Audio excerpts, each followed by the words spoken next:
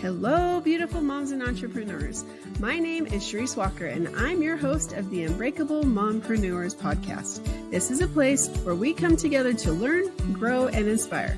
So sit back, relax, and let's get started.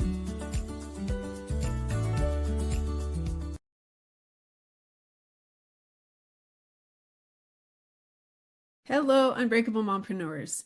So we hear about disasters. Like just this morning, I was hearing, I think there's been 6 different earthquakes in just the last week in all these different places. And so disaster is something where sometimes we say, this is never going to happen to us. But guess what? It probably will. And how prepared are you?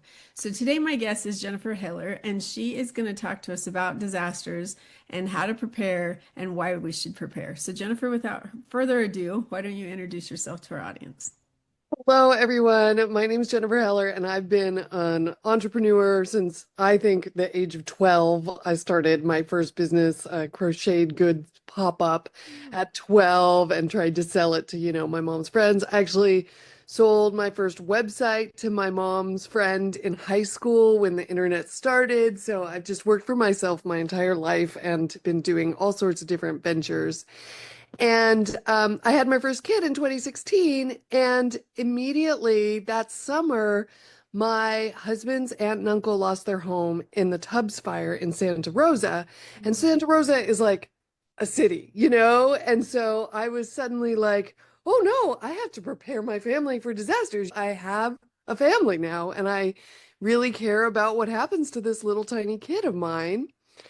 And I set out to look at FEMA and look at ready.gov and look at prepper websites. And I was like, oh my gosh, this is a huge rabbit hole full of like boring things to do and full of crazy advice. Just like because you go, I don't know, you hear about preppers, right? And there's this kind of negative connotation like, oh, we're gonna hoard guns and we're like gonna battle it out and during end times, and like that's not my way of doing things, right? Like I like community, I like my friends. The idea of being alone with my family forever with our little hoard of food and whatever, that sounds terrible. I'd much rather be there with 100 other people. And so I set out to demystify the disaster preparedness process and to create a guide that was full of practical, achievable tasks that a normal, well, what I think of as a more normal mom would want to do, I mean, I don't think a normal mom is going to be stockpiling arms, but she's certainly going to make a list of common locations and write down some contact information. So that's what I did. I've been a designer my whole life also, so it was really fun to incorporate fun design and silly illustrations throughout to try to entertain people because it's a very boring subject. Yeah, but it is so necessary. So in my faith, like we're hounded about this. And so we have these self-reliance classes and we have like, here's your checklist, here's your year supply of food, here's this. So for me, I've been raised with this. But I was sitting in a convention or a conference just this past weekend, and I won't say who it is because I won't, because what he said to the girl in the audience, but he's basically like, yeah, you don't like guns, that's okay, because during the apocalypse, I'm going to come to your house and bam, bam, bam, and I'm taking your food and bam, bam, bam. I'm like, oh my God. And he didn't mean it like seriously, but honestly, he probably does. And that's going to happen. People are going to come and they're looking for the stockpiles because of this natural disaster. But if you can prepare and I love that you said, I want a community. I don't want just my family, like The Quiet Place, right? That movie. Yeah. That there should be a community because we all should be prepared because honestly, we have been warned for a very, very long time. And Yes. we know that there's things that are, at least I believe, in the way I've been raised, that it is going to happen where we are going to need to have a food supply. We are going to need to know how to live off the land again. I think it's interesting that your first child prompted this. Yes. That's the mama coming out in you. Yeah, well, it's so interesting because I waited. So I was older when I had my first kid. So I'd been in business for a while and then I ultimately left my job in 2007. And so it had been 9 years that I'd been in business and I kept waiting to be in a position. So I had a design business marketing and design, and I kept waiting to be in a position where I'd get to take a maternity leave, right? But as a solopreneur with like 1 to 2 employees, that's a very hard thing to do. Mhm. And I wound up really looking at what was going on in my world and realizing that I had grown to resent my business because it was keeping me from having a kid. Wow. And so then I just did it. I had my first kid. I went back to work 2 days later after giving birth. And Oh my I, gosh. yeah, I mean, I only worked 5, 10 hours for the first couple months. But yeah, I mean, it was really, really rough. But finally, I had my family. Finally, I had what I really wanted. And I will tell you that I have always been a recovering perfectionist. I won't share it because it's not ready or whatever. And the act of birthing really changed that for me because as much as I wanted to give up and go home, I could not. And I had to get that baby out. And so all of a sudden, after having him, I was like, oh my gosh, all these projects that were unfinished, like I have to finish them. Like it was this amazing kind of transition where suddenly it was like, okay, I'm going to finish what I start instead of just leave it halfway done. And it taught me also to stop micromanaging my team because I was very much like, oh, we should move this pixel to 10 pixels left. And now I'm just like, whatever, it's great because when I have 2 kids, and now I'm just like, I work, I come home, and then I enjoy my kids. So this is the part that when you talk about you're like I'm perfectionist and then I don't care.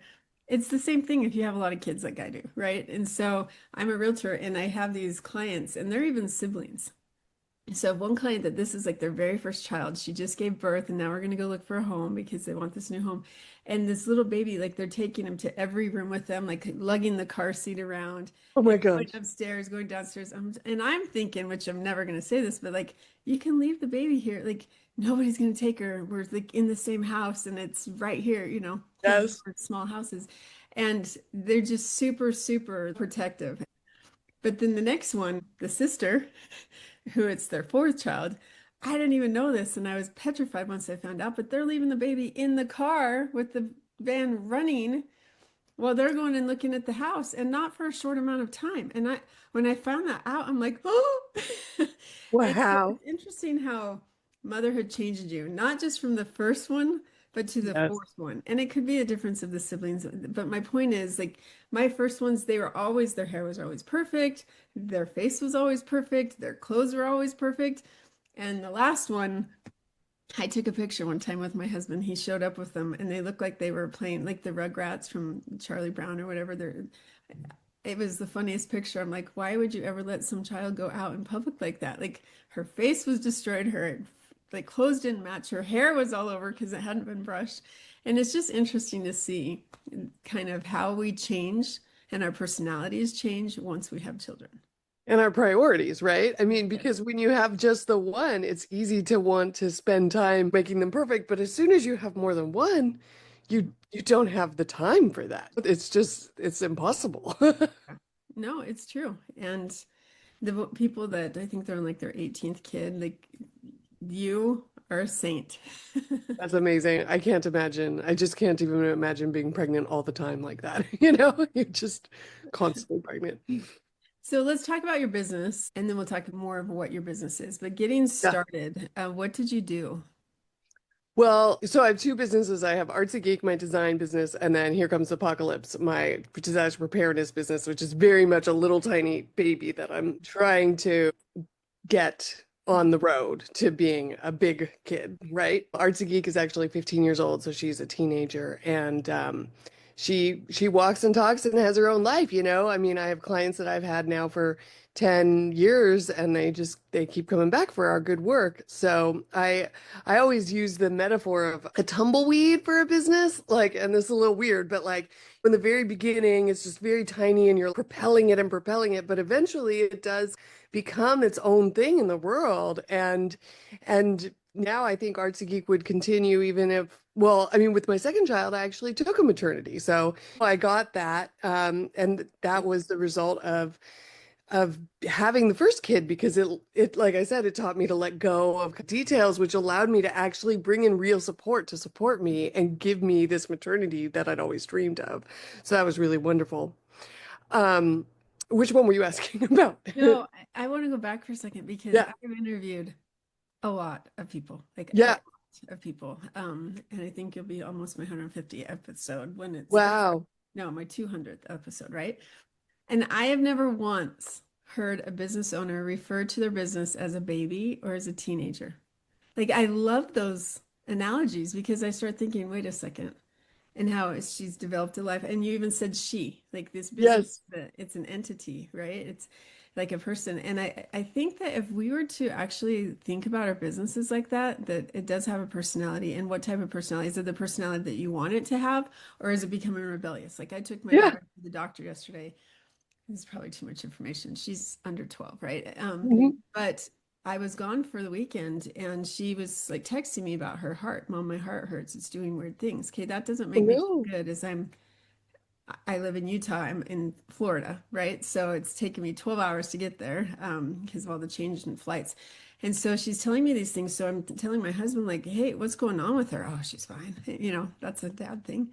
Right. So I get back and now he's concerned because I'm home so I can take her to the doctor now, right? So I did. And we found out she's dehydrated. There's a lot of health issues with this one. And so she had to pee in a cup. Well, she's never done that before. So she's very, very nervous and she doesn't want to and she's embarrassed and blah, blah, blah. And this personality came through that I've never seen before and not one that I really was proud of. Wow. And I Yeah. think that's my point is in a business, are you proud of the personality that your business has taken on? Are you proud of the environment, basically? Are you proud of what you've built, or do you need to change that? And so Yeah. those I things love that I've never check-in. thought Yeah. about. Well, so one of the services we offer at Artsy Geek is brand storytelling, and and we also do logos and brand visuals. And I always think that, and I don't know where I got this, but I always think of every business as an entity out there that walks and talks because, well, like you're a realtor, right? Yeah, And so you are the face of the company. yeah, And so you're interfacing directly, but other people are helping you, right? You like realtors always have a lot of people behind them that help them. yeah. And it can be very hard to stand up for your boundaries or to deal with problematic or challenging clients, especially if your business is you, right? If you identify as being your business, then it's very hard to sometimes make those hard decisions that are what's right for your business Yeah. and maybe also what's right for you as a person because you are the business. And I mean, I'm an eldest daughter, so I'm a people pleaser, right? So I'm like, oh, my clients have to always love me. And then they walked all over me for 9 years. And then finally, when I had my first child, I started standing up for boundaries. But the point, so we actually just did this brand storytelling work with a realtor here in the Bay Area.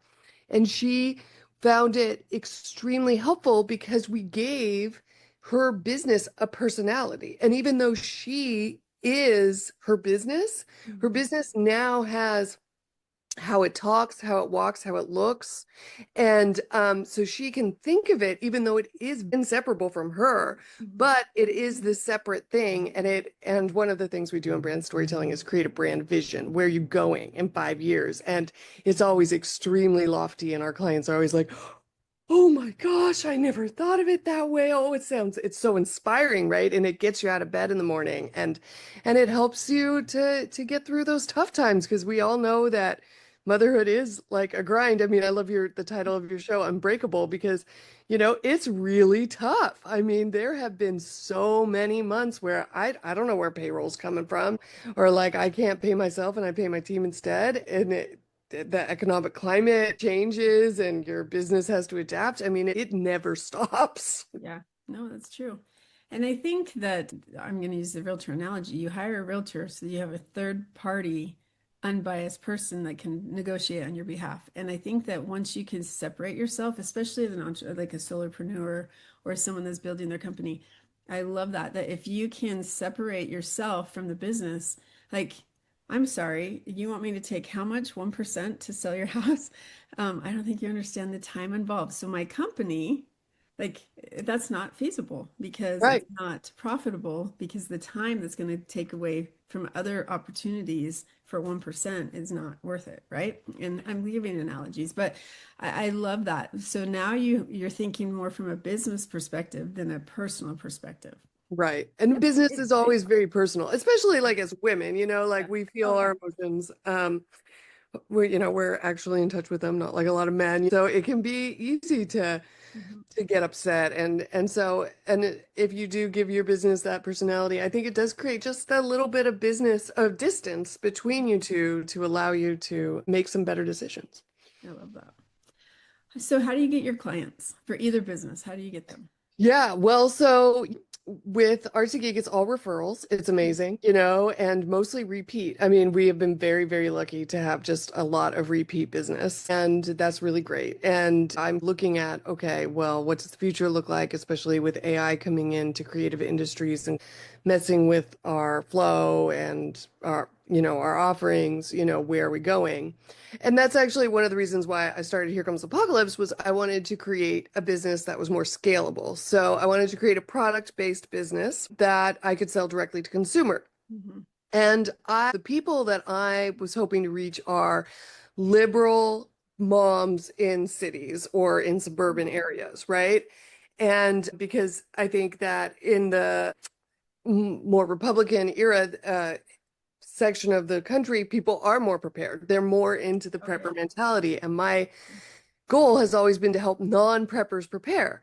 And I thought that I'd be able to use Facebook and Instagram advertising to reach them. And it has been a super challenge. I'm not gonna lie, like I've had wonderful, wonderful reviews. I had a first responder say that the system that I created is the only system that he's found that's thorough and that he absolutely gives his highest recommendation that the families use this system to prepare themselves for disasters. But the reality that I'm confronted with is that nobody wants to. And I didn't want to, right? That's why I created this guide. And so it really breaks it down step by step. And there's like fun graphics. And so you really just go page by page and fill it out, and it guides you every step of the way. So you don't have to figure out what to do. All the resources are so like, okay, so early on, I was doing all this research. I spent 3 years researching this and read a giant pile of books. And I went to ready.gov and they were like, use our form to create a plan. And I was like, oh, okay, I'm going to use this form to create a plan. And I click on their button, make a plan. And their form is literally a text box that says, enter your plan. And I'm just like, excuse me? You didn't give me an example. You didn't tell me what a good plan is. You didn't give me anything to make me successful at filling in this text box, right? You just gave me a text box and said, "Here's your enter your plan and we're going to email it to you." Like, what? That doesn't help me at all, right?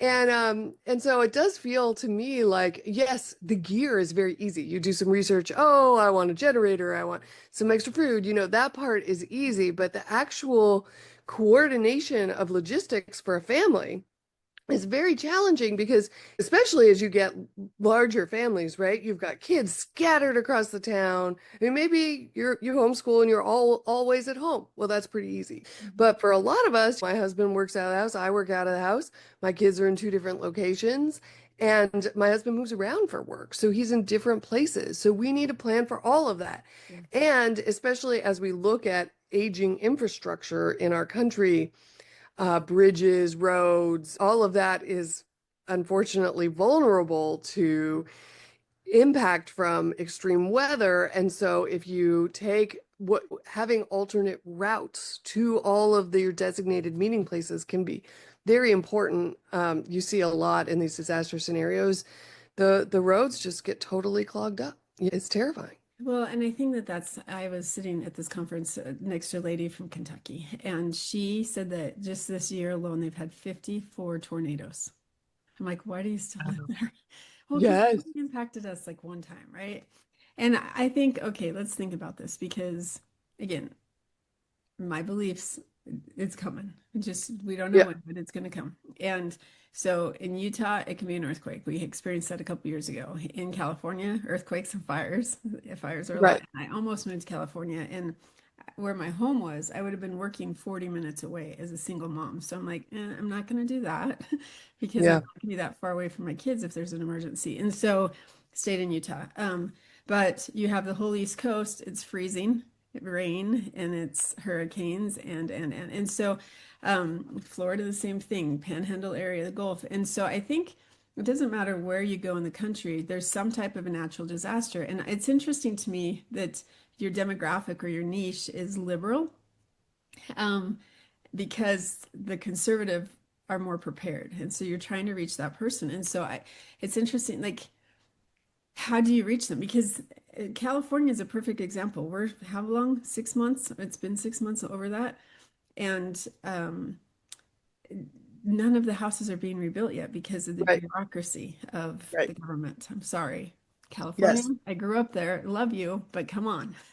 No, absolutely. Well, I mentioned that my husband's aunt and uncle lost their home in 2017. And then 4 years later, my husband's parents lost their home in a different wildfire. So these are two brothers in the same family that lost their home. And my father-in-law, he had built his home with his two hands when Will, my husband, was a baby. He was an infant and they were building this home like literally around him. Wow. And so it burned down. And like you go to, so this was 2016. So it's now 2025. I'm sorry, 2027. It was 2017 and now it's 2025. You go to where my husband's uncle lives and it's only partially rebuilt. It's been 9 years. Yeah. And we are losing communities faster than we can rebuild them. And so we're looking at a future of housing scarcity. Just we already have housing scarcity in this country, and we're looking at much more because of the way that extreme weather is wiping things out. I mean, you look at Asheville, North Carolina, nobody expected that storm to land there. And so nobody was prepared. And that is, especially as you look at like, oh, why are you in Kentucky? Well, I mean, I think you have a good point. There's nowhere you can go where you're safe from this sort of thing. And as things change, we're getting extreme weather where you didn't normally expect it. Here, just in California, last winter, there was a teeny tiny tornado in Santa Cruz, in Yeah. Scotts Valley. And like, I'm just like, holy crap, none of us have basements. Like, we are not prepared at all Very for true. that. That's really out there that you might have a tornado here in California. So I do think that like all bets are off, and I am interested in what's going to happen, and I'm very interested in reaching people to help them prepare. I do think that my system does help people who do have some preparedness, because it helps you to formalize your plan.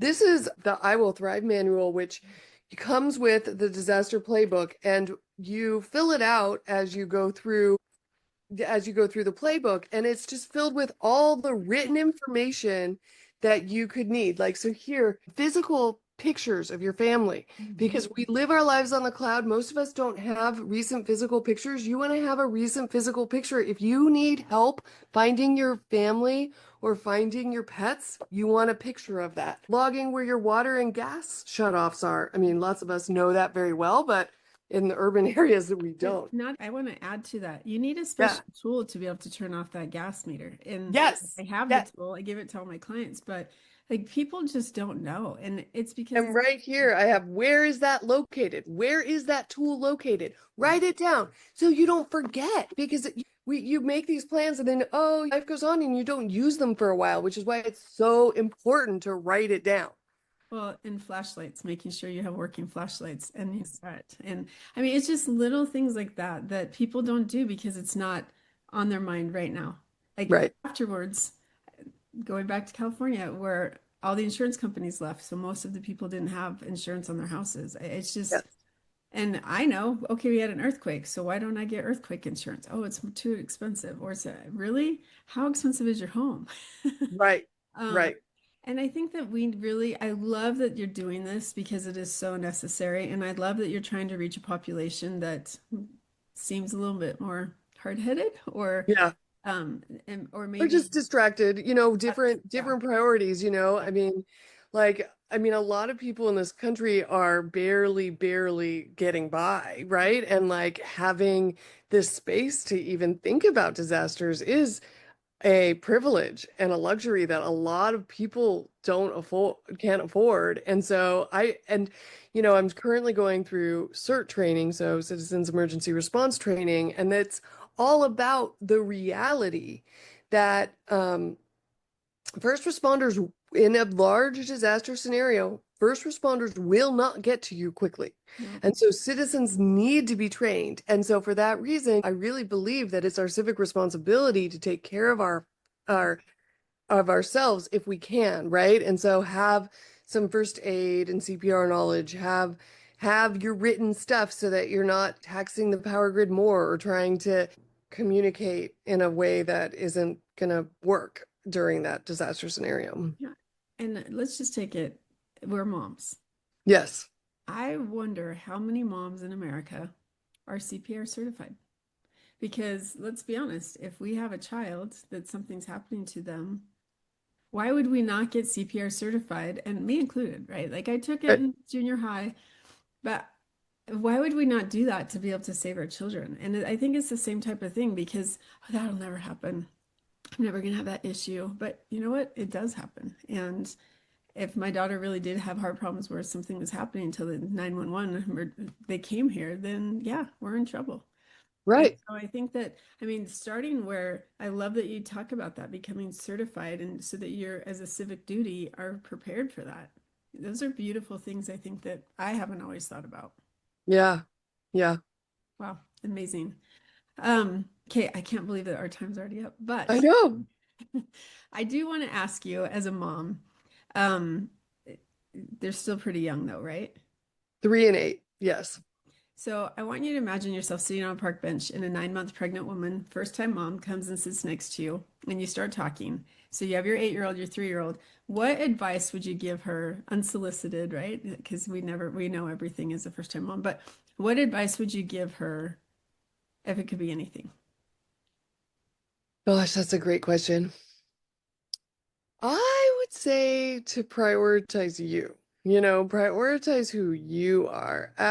I really felt like when my first baby came, I was like, wait, who am I? Where do I end and where does this baby begin? Like, it was like we're connected. And then as he kind of grew, I found myself rediscovering who I was. And I was new, right? Because I was me, but I was now a mom.